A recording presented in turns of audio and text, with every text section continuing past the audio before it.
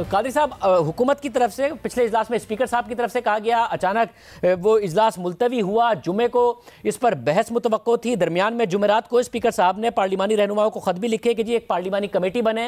हालांकि अपोजिशन कह चुकी थी कि जी पूरा हाउस ही कमेटी होगा, कमेटी की वो मुखालफत कर चुके थे। आज बहस ही नहीं होने दी गई, 23 मिनट का इजलास हुआ। क्या हुकूमत चाह रही है बस किसी भी तरीके से जो तहरीक लब्बैक से मामलात हो गए, पार्लियामेंट या तो उसे रबर स्टैम्प कर देती, नहीं किया तो मामला आगे बढ़ जाए, इस पर डिबेट ना हो पाए? नहीं जी, इस हवाले से ऐसी कोई हुकूमत के अज़ाइम नहीं है। हमारा जो ख्याल था और जो हमारा उनके साथ एक कमिटमेंट हुई थी वो यही थी कि उनका जो मुसव्वदा है करारदाद का, उस मुसव्वदे को हम पार्लियामेंट में पेश करेंगे और जिसको पार्लियामेंट में पेश किया गया।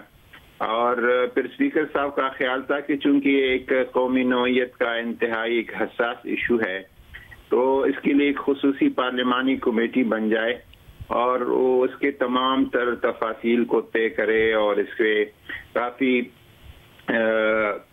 काफ़ी दिक्कत के साथ और काफ़ी गौर व फिक्र के साथ इसको देखा जाए और कोई उस पर वो कमेटी जो है एक हतमी इत्तेफाक राय से अगर हो सके तो फैसला कर ले।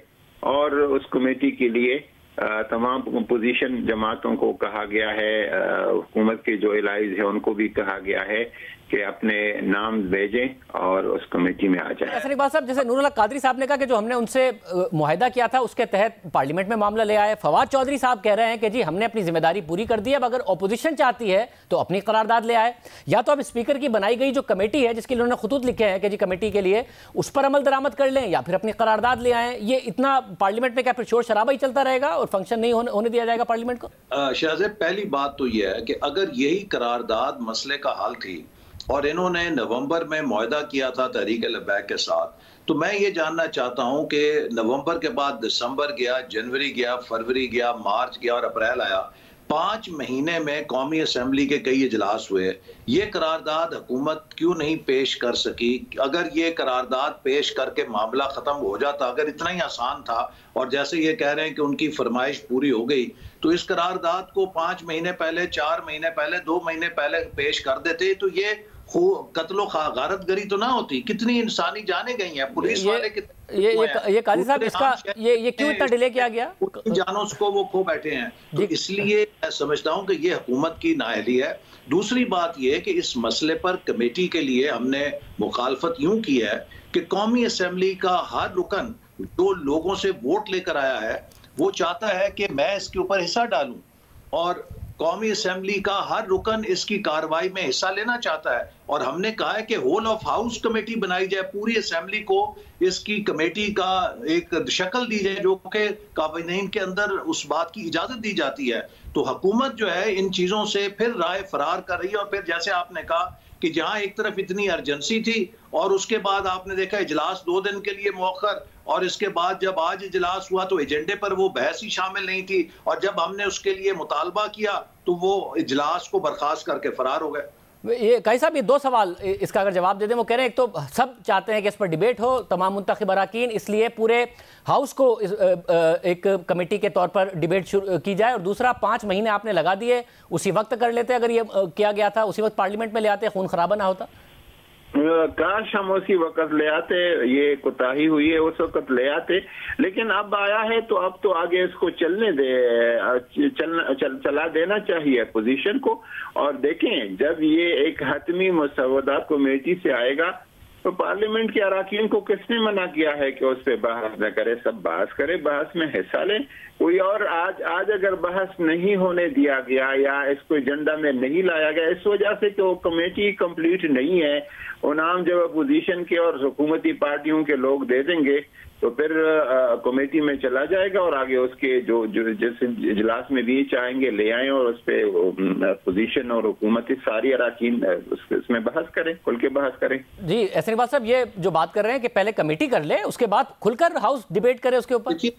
हमारे अराकीन कमेटी को तस्लीम नहीं कर रहे। वो कहते हैं कि नामूस रसालत सल्लल्लाहु अलैहि वसल्लम एक ऐसा मसला है कि इसमें हर मेंबर अपना फरीजा अदा करना चाहता है, वो अपने जो उनके वोटर्स हैं उनकी ख्वाहिशात का भी एहतराम करना चाहता है।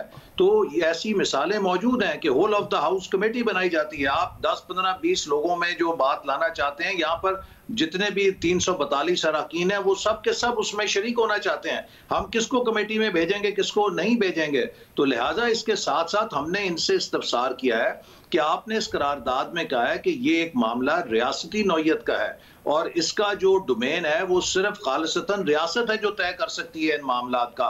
तो जब तक रियासत इस मामले में अपनी राय नहीं देगी, देखिए ये कोई स्कूलों की मॉडल यूएन डिबेट तो नहीं कर रहे हम, जो स्कूलों के अंदर एक डिबेटिंग क्लब होता है कि जौन सी मर्जी आप बात कर लें, उसकी कोई हैसियत नहीं। ये एक सॉवरन बॉडी है पाकिस्तान की, नेशनल असेंबली ऑफ पाकिस्तान है। पाकिस्तान के अवाम भी इसको देखते हैं, पूरी दुनिया के लोग भी इसको देखते हैं। यहाँ पे संजीदगी नजर आनी चाहिए हर काम जो करें। लिहाजा अभी तक हमें हुकूमत की तरफ से, ना वजीर आजम की तरफ से, ना वजीर खारजा की तरफ से, ना वजीर दाखिला की तरफ से और ना रियासती इदारों की तरफ से कोई ब्रीफिंग नहीं है, किसी बात का जवाब नहीं दिया। नूरुल्लाह कादरी साहब, दो चीजें, एक तो ये इसका जवाब दे दीजिए, वो कमेटी मानने को तैयार नहीं है, क्या इस पर हुकूमत गौर करेगी? और रियासती पॉलिसी, वो कह रहे हैं पहले रियासती पॉलिसी तो बताएं कि क्या है इस हवाले से। देखें, जो कमेटी पे तैयार न होने वाली बात है, मोहतरम हसन इकबाल साहब मेरे सीनियर है और मेरे बड़े अच्छे मेहरबान हैं, लेकिन उन्होंने बताया स्टार्ट में कि कारपेट के नीचे जो है चीजें लाना चाहते हैं, तो ये तो खुद कारपेट के नीचे लाने की ये प्रोग्राम है कि कमेटी को न मानो। आपके सारे पार्लियामेंट के बिजनेसेस थ्रू कमेटीज ही चलते हैं, कमेटीज हर काम को चलाती है, आगे बढ़ाती है। और जहां तक रियासत का ताल्लुक है, अगर हम ये मानते हैं और तस्लीम करते हैं कि पार्लियामेंट रियासत का सबसे अहम तरीन सुतून है, तो जब ये अहम तरीन सुतून कोई गाइडलाइन देगी तो तमाम बाकी सुतूनों ने, बाकी इदारों ने, सब ने साथ लेके जाना है इसके साथ। देखिए, जो सबसे बालादस्त इदारा है उसके अंदर जो बहस है और उसकी जो फैसले हैं वो इन्फॉर्म्ड होने चाहिए, वो बाखबर होने चाहिए। जब तक रियासती इदारे उसके सामने हकायक नहीं पेश करेंगे, उसके सामने तमाम पहलू पेश नहीं करेंगे, ये डिबेट जब तक इन्फॉर्म नहीं होगी, जब तक इस पार्लियामेंट के फैसले इन्फॉर्म नहीं होंगे, तो इनकी दुनिया के सामने कोई इतनी हैसियत नहीं मानी जाएगी। तो जब भी दुनिया में किसी अहम पॉलिसी इशू के ऊपर बहस होती है, सबसे पहले मिनिस्टर एक पॉलिसी स्टेटमेंट देता है, वो उस तमाम वाक़े के प्रोज एंड कॉन्स और उसके तमाम मुख्तलिफ पहलू ईवान के सामने रखता है। इसके बाद ईवान के अरकान अपना ज़हन अप्लाई करते हैं और उसके बाद जो उनकी कलेक्टिव विजडम होती है वो उनके फैसलों में रिफ्लेक्ट होती है। यहाँ पे ये हुकूमत ईवान को बेखबर रख के ये कहती है कि आप जिस तरह स्कूलों के अंदर या कॉलेजों के अंदर डिबेट्स होती हैं, आप एक थ्योरेटिकल डिबेट करके कोई करारदाद पास कर दें, उसी करारदाद में जो हुकूमत ने पेश किया है उसके अंदर लिखा हुआ है कि ये काम रियासती इदारों का है। अगर ये काम रियासती इदारों का है तो हम जानना चाहते हैं कि रियासती इदारों की इसके बारे में क्या राय है। उनकी राय जाने बगैर ये इदारा इन्फॉर्म्ड फैसला नहीं कर सकता। जी कई साहब, इस हवाले से खत भी लिखा गया था कल, रियासती इदारे भी और फिर हुकूमत भी, वो कह रहे हैं अपनी पहले पॉलिसी बताएं, एक मिनिस्टर भी अपना पॉलिसी स्टेटमेंट दे, फिर डिबेट हो।